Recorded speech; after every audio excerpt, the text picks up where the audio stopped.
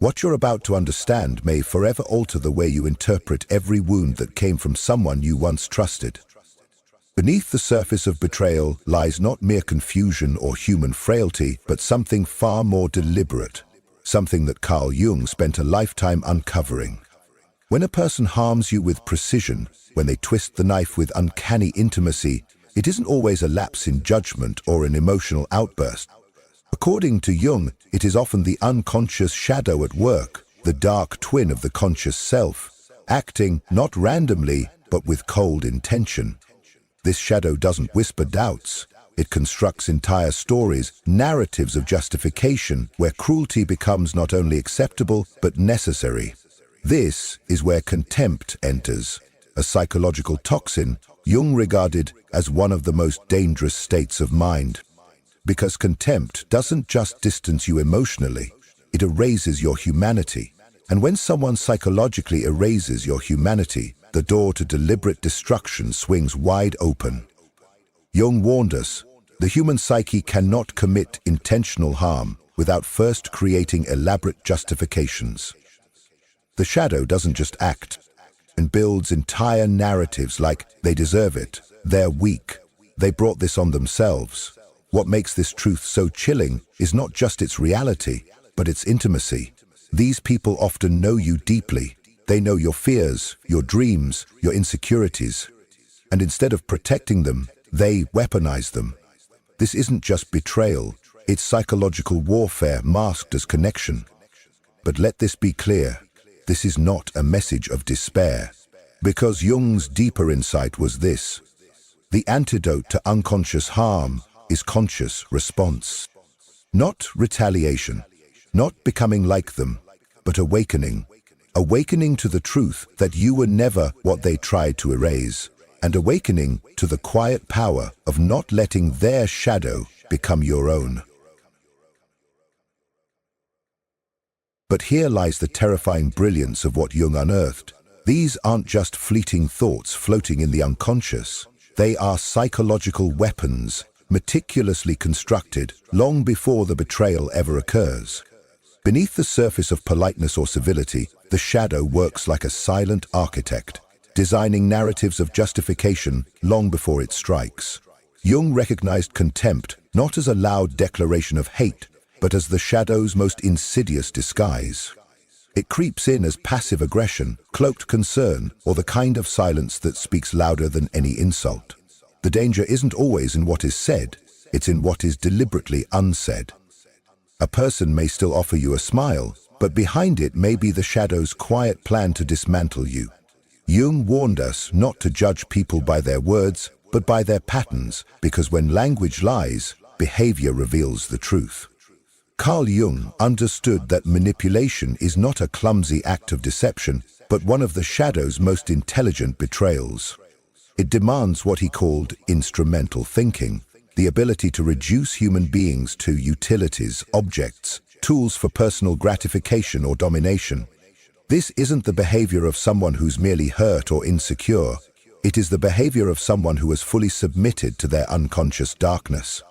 But what disturbed Jung even more was not that manipulators lie, it was that they observe, not to understand, to disarm, to study your soul not with compassion, but with calculation.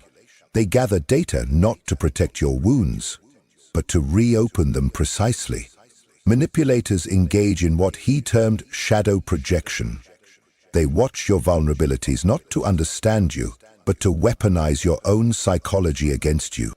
Jung noted that this psychological warfare follows a chillingly predictable arc. It often begins innocently, with small distortions of reality, questioning your memory, reframing your words, subtly dismissing your instincts. If you don't resist, the manipulator takes that as silent permission. They proceed deeper and deeper until your internal compass is hijacked, your emotions tangled, and you're left doubting your own perception of reality.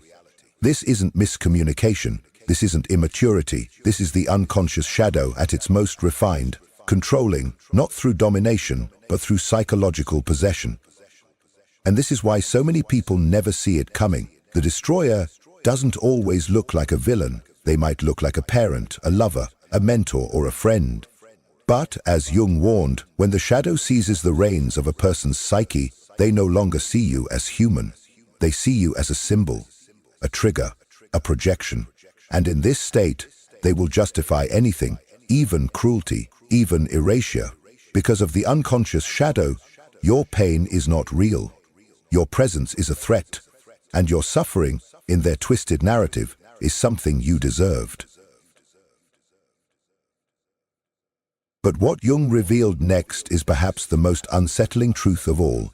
The cruelest attacks are never spontaneous. They are not emotional outbursts, nor mere lapses in judgment. They are psychological strategies, consciously veiled, unconsciously rooted, crafted long before a single word is ever spoken. These inner monologues, laced with judgment, blame, and distortion, are not innocent reflections. They are weapons of the psyche, assembled quietly in the shadow, sharpened over time, waiting for the right moment to strike. Jung understood this pattern with chilling clarity. He saw contempt as the shadow's most cunning disguise, not because it explodes, but because it festers. It doesn't always scream with rage. Sometimes it whispers through sarcasm, polite smiles, or a silence so calculated it suffocates. He warned that contempt is not the absence of love. It is the psychological ritual of dehumanization. When someone reaches this inner threshold, they are no longer seen as a person. You are seen as an object to be judged, corrected, controlled, or eliminated.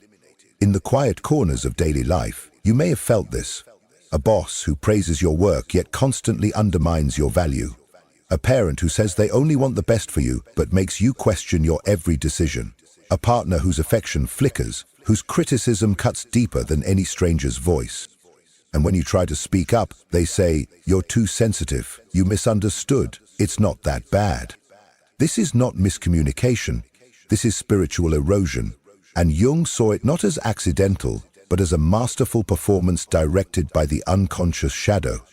Carl Jung warned that manipulation is the shadow's most calculated betrayal, not because it is loud, but because it is precise. It requires what he called instrumental thinking, a cold, detached way of viewing others not as fellow souls, but as tools. People become chess pieces, emotions become leverage, trust becomes a trap, and beneath this manipulation is something even darker, the study of your soul. The manipulator doesn't simply deceive you, they dissect you. They analyze your fears, your desires, and your wounds, not with empathy, but with predation. Jung wrote, manipulators engage in what he termed shadow projection. They watch your vulnerabilities not to understand you, but to weaponize your own psychology against you. This pattern rarely begins with overt cruelty. It starts with subtle distortions, small twists of truth, delayed responses, a slight withdrawal of affection. If you hesitate to push back, if you second-guess yourself, the shadow interprets that as permission. Jung observed that the manipulator escalates, probing deeper into your mind, gradually bending your sense of reality. Soon, you're apologizing for things you didn't do, tolerating what once felt intolerable, and doubting what you know to be true. The result? A slow, systematic collapse of the self, not all at once, but inch by inch. And what's most harrowing is this: it's not chaos that drives them, it's order. The shadow operates with eerie logic. This isn't the mind breaking down, it's the shadow taking control. And if you're not aware of it, you won't see it coming. That's why Jung didn't simply study evil, he traced its psychological origin. He showed us that what looks like subtle manipulation is often a deeper descent, the soul's betrayal by its own darkness. And unless we face it, unless we become conscious of it, we risk becoming its next victim. But this is where Jung's insights turn from unsettling to truly haunting. And what you're about to understand may shift how you see the most painful betrayals of your life. Carl Jung discovered that when someone harbors genuine malice, not irritation, not impulsive frustration, but a deeply rooted psychological intent to harm, they don't strike aimlessly. They aim with terrifying precision. Jung found that such individuals are drawn like moths to the light of your most sacred inner architecture, your core complexes, those fragile, fundamental psychic structures that define your sense of self, love, belonging, and purpose. They don't attack your surface, they reach for the soul. Why? Because the shadow, that unconscious counterpart lurking behind the persona, possesses a sinister kind of intelligence. It doesn't merely want to hurt, it wants to unmake. And Jung warned, when the shadow directs its focus, it bypasses the irrelevant and pierces straight into what you hold dearest. This is not ordinary cruelty. This is emotional precision warfare, a psychic dismantling that occurs not by chance, but by design. Think of how pain has shown up in your own life, how the most devastating betrayals didn't come from strangers, but from those closest to you. A friend who knew your childhood wound and used it as leverage, a partner who studied your love language and used it as a weapon, a sibling who once shared your secrets only to twist them into tools of humiliation. This is what Jung called privileged destruction, harm that is not only personal but sacredly targeted, made possible only through the intimacy of shared history. Jung's theory illuminated a chilling truth. Strangers may insult you, but only those who know your dreams, your soft spots, your ideals, can systematically unravel you. It's not loud, it's not fast, it's surgical. If loyalty is your compass, they betray it just enough to disorient you. If honesty is your moral code, they lie just well enough to make you doubt your own discernment.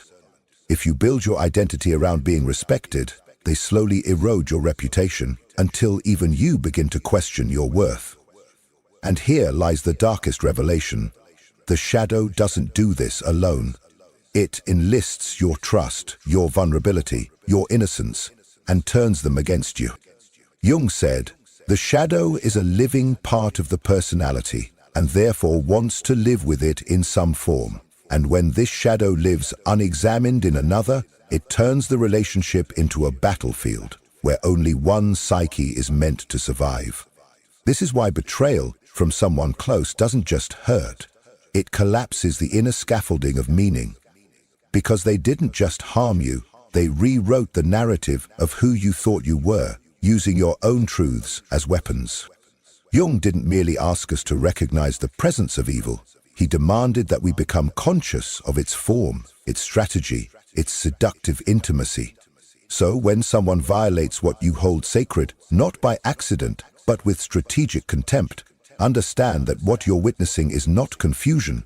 It is the shadow at full command. And healing from this kind of harm doesn't just require forgiveness. It requires the radical act of reclaiming what was taken from within you. The right to name your truth, rebuild your identity, and trust again without fear of annihilation. Carl Jung uncovered something deeply unsettling about the aftermath of harm, not just the wound itself, but what comes after the wound. He observed that those who are truly malicious often don't stop at injury, they go further. They distort the memory of it. Jung referred to this as reality manipulation, a process through which the perpetrator deliberately reshapes your perception of the event, not merely to escape blame, but to destabilize your very grasp on truth. This is no accidental miscommunication. It is an alchemical inversion of truth, where the victim is led to believe they are the aggressor, and the one who caused harm walks away cloaked in false innocence. Jung identified something even more psychologically sinister beneath this process, what he called a double victory. First, they cause the emotional wound. Then, like a twisted puppeteer, they orchestrate your self-blame for feeling the pain at all. This is not a conflict, this is psychic warfare. Gaslighting, Jung emphasized, is not simply lying or manipulation. It is a sophisticated psychological assault meant to collapse your internal compass. When someone rewrites reality in subtle, persistent ways, denying, minimizing, contradicting, reframing, they're not just protecting themselves. They're implanting doubt inside your psyche, making you distrust your own intuition, your memory, even your emotional reactions. And here lies the core of their strategy. guilt becomes the leash, a soft, invisible thread pulled just enough to make you question if your anger is justified. You start to second-guess the heat in your chest. You hesitate before speaking up. You wonder, was I too dramatic? Am I overreacting? You walk back your truth, not because it wasn't true, but because it no longer feels safe to hold. Jung warned that this is not a byproduct of confusion. It is a calculated defense mechanism of the perpetrator's ego, designed to keep you emotionally off balance while preserving their moral facade. And sadly, this strategy often works best for those who are most empathetic, most introspective, and most willing to self-reflect. People who have learned to question themselves are the easiest to gaslight. You may have seen this in your own life. In the friend who twisted your words until you apologized for setting a boundary. In the partner who hurt you and then made you feel ashamed for needing to talk about it.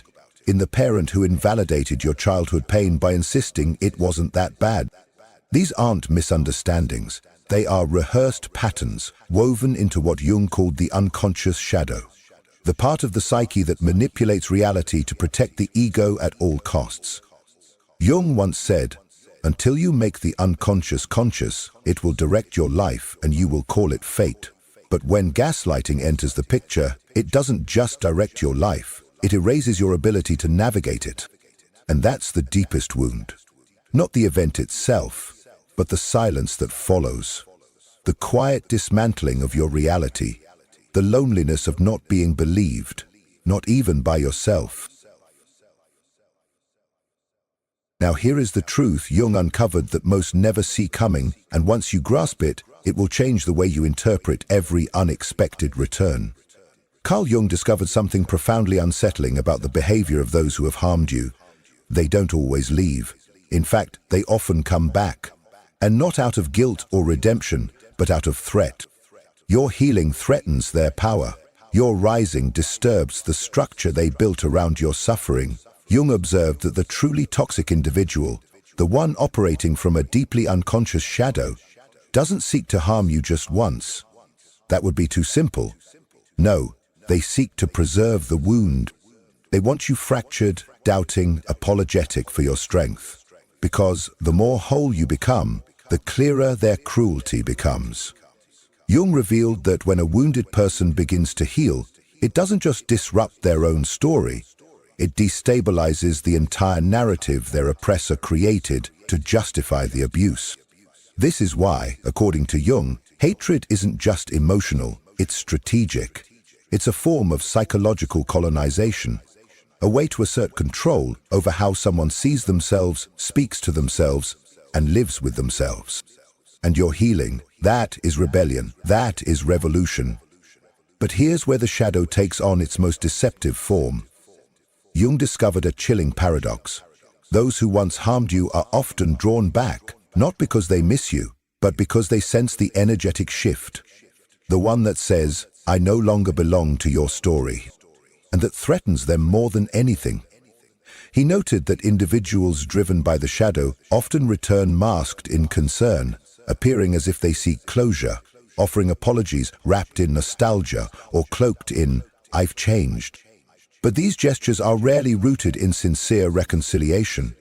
Jung warned us, be wary of those who return when your light begins to grow, because that return is not always a sign of healing. Sometimes it is a sign that the wound they planted is beginning to close, and they cannot allow that. They return not to love you, but to reopen the incision, to reassert psychic control, to pull you back into the same emotional cage you fought so hard to escape. You may have felt this in real life, the ex who reappears just when you've moved on, the parent who suddenly wants closeness now that you've created boundaries, the friend who ghosted you at your lowest and returns only when you're glowing. Their timing isn't coincidental, it's calculated by the shadow. And here is where you must be vigilant. Jung believed that true individuation, the emergence of the authentic self, requires the ability to discern what is real from what is shadow play. The path of healing doesn't end when the wound closes. It continues through the temptation to reopen it for the comfort of familiarity. But you are not here to repeat cycles. You are here to end them. So if they return, pause. Listen not to their words, but to the energetic memory your body remembers. Look not at their face, but at their pattern. Jung reminded us that what returns unhealed repeats, but what is faced with consciousness dissolves. So then, what is the path forward when you've been wounded, not by accident, but by intention? What does Carl Jung teach us about rising from such calculated darkness? His answer is not what many expect. It is not retaliation. It is not righteous fury. Instead, Jung offers a response that is so revolutionary in its quiet power that it can alter the entire trajectory of your healing. He called it the conscious response, a sacred act of choosing clarity over chaos, inner truth over external reaction. Jung understood that when we are betrayed or harmed, our first instinct is to mirror the energy, to throw back what was thrown at us. But the moment we react from that primal space, the shadow wins. Because now we are no longer the wounded, we've become the wielders of the same sword. Jung believed that in order to break the chain of shadow projection, we must do something far more difficult. Feel everything, and yet respond from our highest self. This isn't passive, it's profound. It takes more strength to respond consciously than to erupt emotionally. And here's why.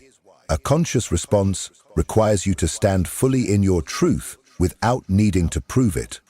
Jung said, truth does not need theatrics, and when you embody truth without performance, your silence cuts deeper than any scream. Consider a real-world example. A woman leaves a manipulative partner. She finally sees the web of gaslighting, betrayal, and emotional theft. And she walks away, not with bitterness, but with quiet finality. She does not beg, explain, or explode. She simply exits. That departure, rooted in self-respect, shatters the illusion of power the manipulator held. That is the conscious response, and Jung would say that is shadow transcendence.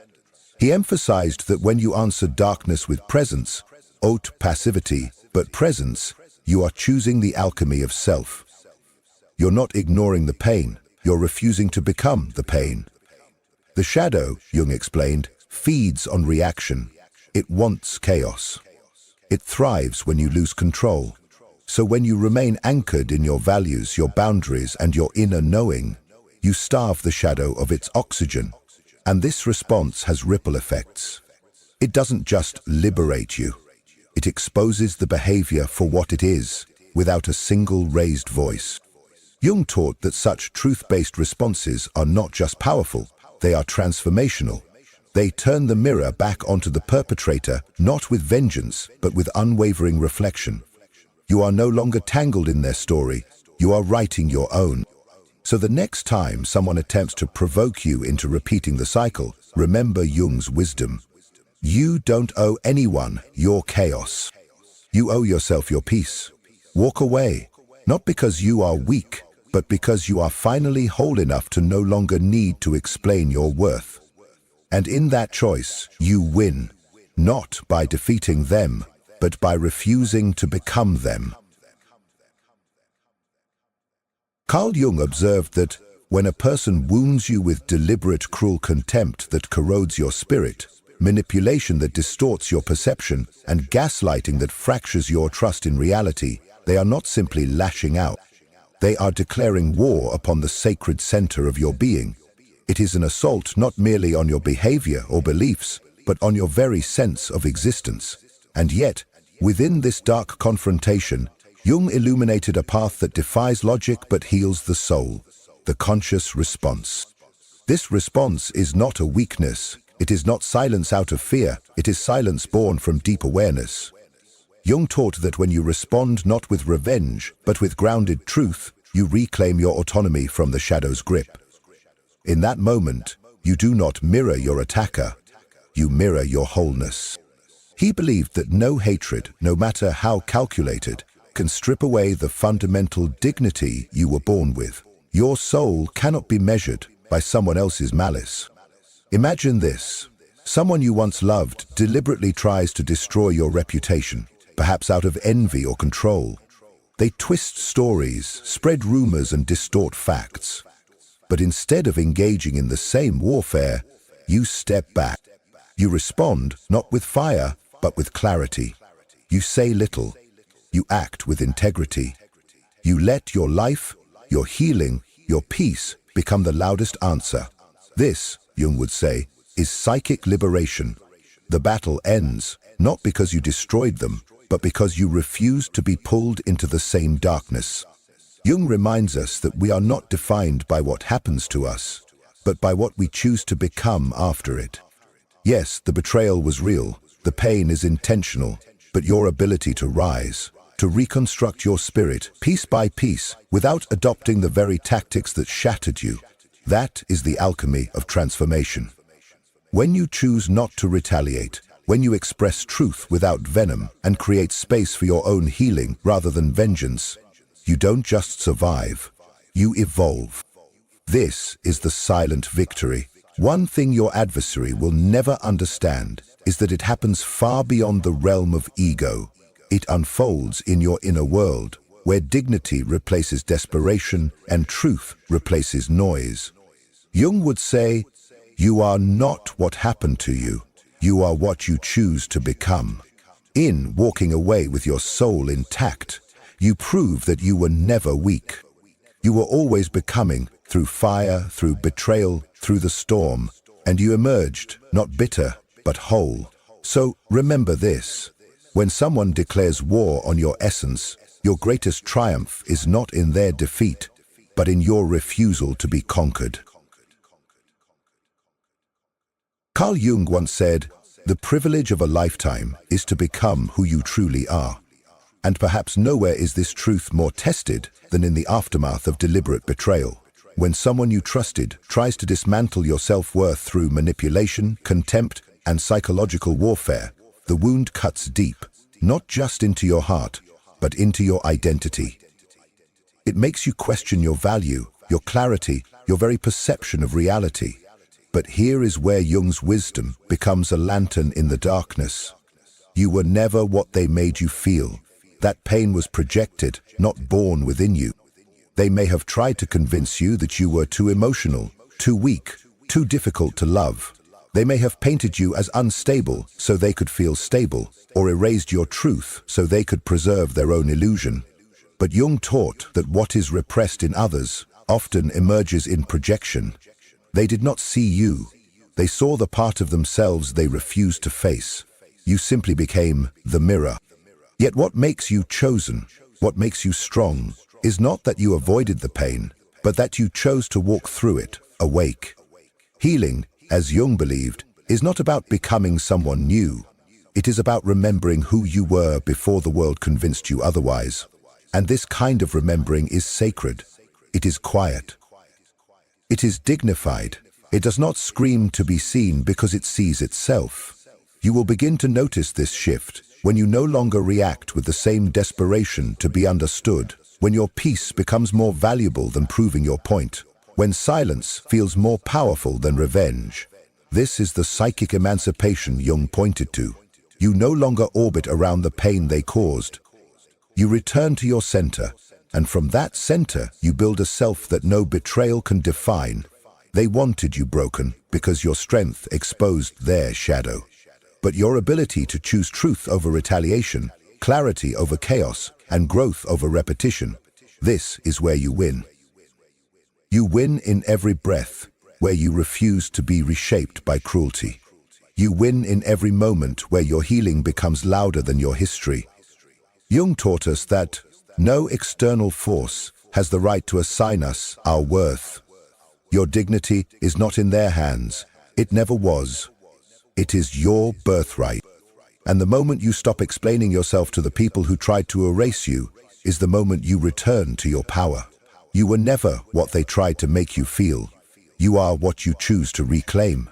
And that quiet reclamation, rooted in self-awareness and love, is the final word, one they will never be able to rewrite. If something within this message stirred you, if even a single word mirrored your inner experience, I invite you to let your voice be heard in the comments. Have you encountered that soul whose presence feels like home, or are you still walking the sacred path back to yourself? Your story, however unfinished, may become the lantern in someone else's darkness, the very sign they didn't know they were searching for. And if someone close to you is silently struggling with the illusion that love must hurt, that self-abandonment is the price of connection, or that they are unworthy of peace, share this video with them. Help me reach the ones who need to remember. Real love does not demand that we shrink. True connection does not ask for sacrifice of the soul. And the most vital union we will ever form is the one with our own inner truth. Before you go, I invite you to subscribe and activate the notification bell. Here, in this space, we journey beneath the surface of things, exploring the hidden architecture of the psyche, the whispers of the unconscious, and how every relationship is but a mirror reflecting our personal evolution. If there's a theme, a question, or a wound you would like us to explore in future videos, leave it below. This space breathes because of you. Your voice is not only welcome here, it is essential. Thank you for showing up, not just to this video, but to your inner work, to the sacred labor of remembering who you truly are. And always remember this: when the right person appears, your soul will know, not through fear, but through peace. But until that moment, let your most intimate relationship be the one you cultivate within. That is the foundation, that is the home. And from that wholeness, all things real are born. Until next time, I'll see you on the path.